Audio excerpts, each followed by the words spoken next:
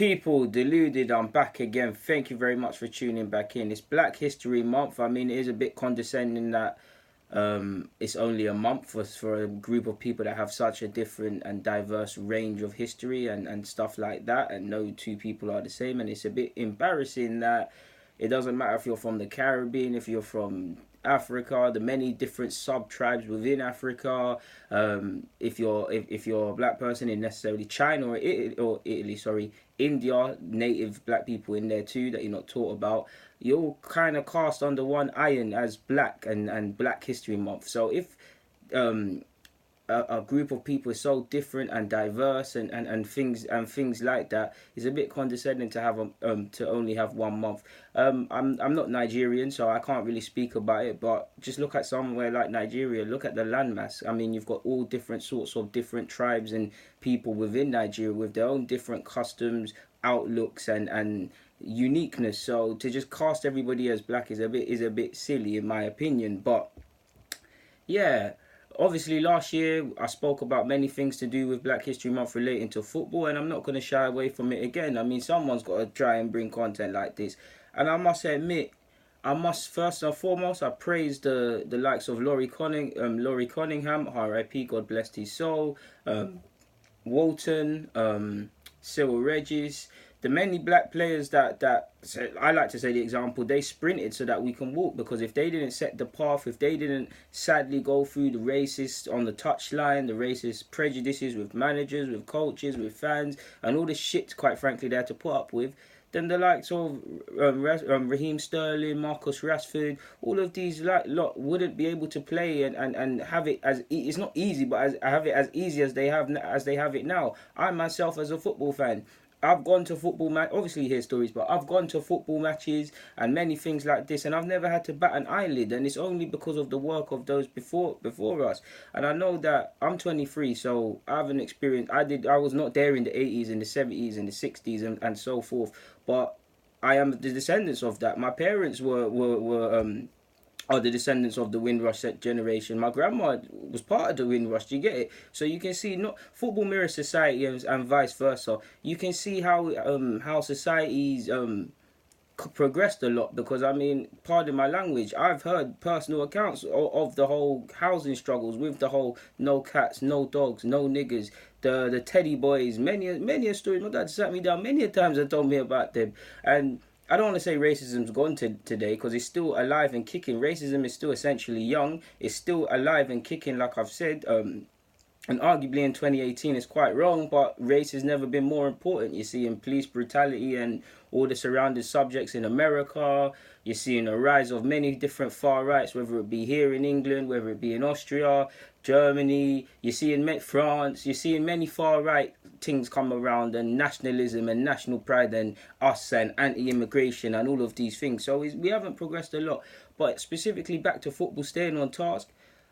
We've accomplished a lot, but we've got a long way to go. I say we've got a long way to go is because I love it. I love the fact that there's so many black faces and heroes for black males and stuff. Don't get me wrong, when I was younger, I looked up to Bergkamp, Henry and all of these things. I wasn't looking at colour. But it's only as I got a bit older, I started to see how these lot are the Thierry Henrys and Vieiras, and these lot specifically are the reason why I really wanted to be a footballer, on top of just wanting to be a footballer, because they made you believe it's plausible. If you see somebody that looks like you're gonna feel better about yourself or believe in yourself. In the same way, it's completely different. But young black girls, they should be playing with white Barbies and things like that. So it shouldn't matter, but they should also have a black Barbie, so they can see that their hair is natural and they're beautiful and all of these sort of things. So I like to see faces on stuff, man.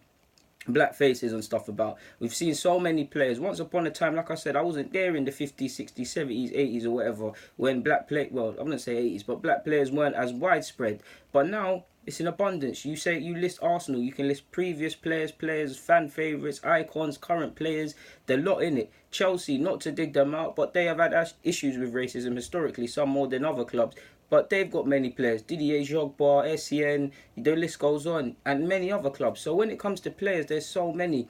But for me, I'd say that there's still a lot of work to be done.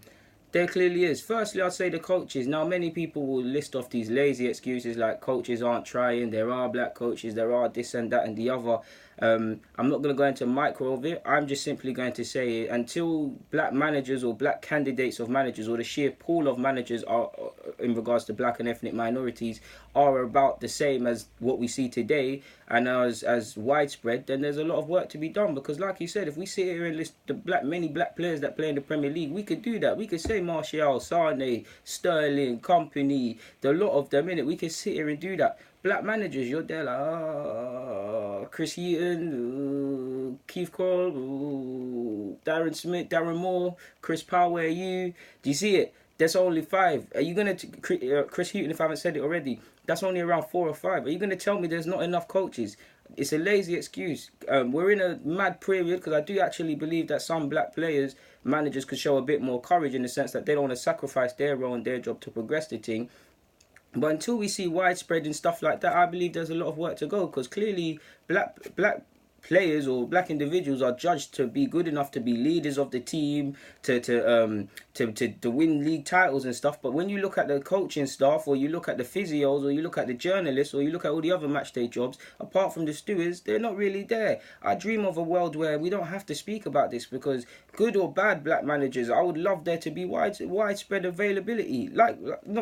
Clearly there's a lot of white managers, but there's great white managers, clearly Ferguson, and there's some mediocre ones playing today. Until we see that widespread, great black managers, what I want to see, are mediocre, we've got a long way to go. Until they're as common as the players and stuff like that, we've got a long way to go. There's a lot of black agents, but I do think, especially in regards to the black players that come from inner city London and areas that are not necessarily in London but similar, I think there's a lot of work that could be done. Black physios, I would like to see it, because running onto the pitch when someone's injured, how often do you see a black physio run onto the pitch? How often, when Klopp and Pep and all these guys are talking with people behind them, you might see a token black coach here and there, but how often do you see it? I'm not saying everyone has to be black, I just want to see it more widespread.